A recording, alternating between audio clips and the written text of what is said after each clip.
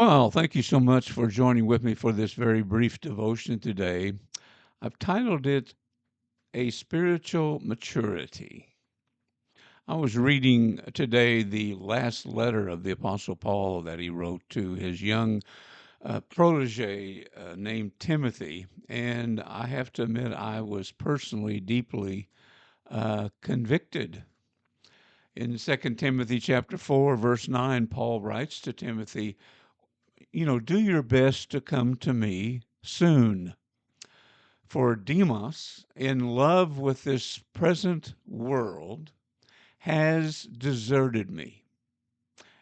Now, that struck me kind of in a way that I had great sympathy for Paul. Paul was in his final imprisonment in Rome, and no doubt he felt really isolated, as anyone would be in prison. And he only had one friend with him, one worker, and that was Luke. Now, it was in stark contrast to Paul's earlier missionary journeys, where he had many workers and companions around him all the time. The Bible even says that Demas was one of those.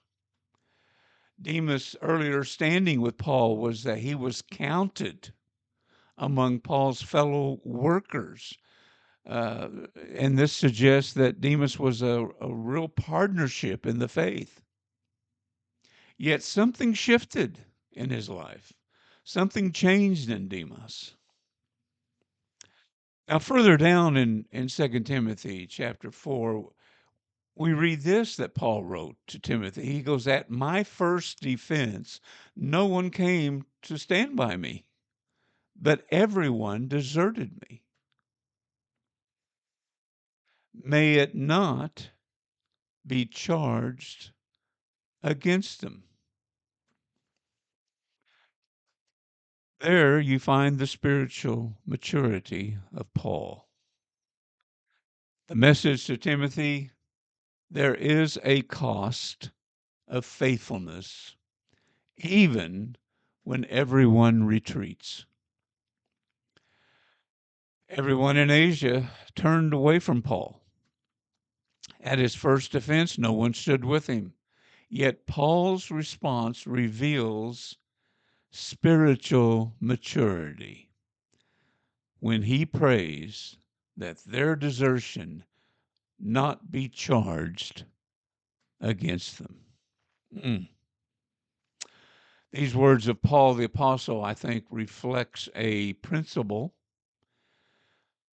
that a soldier avoids entanglement in civilian pursuits, always aiming to please the one who enlisted him.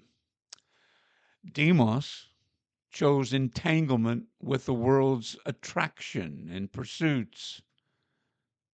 But Timothy, you must choose otherwise.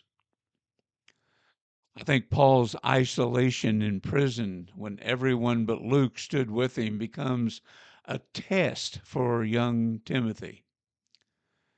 I think it's Paul's investment in Timothy's future leadership.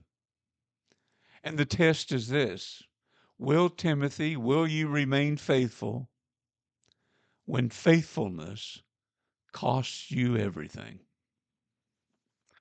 Something to think about, dear friends. Till next time, may the Lord bless.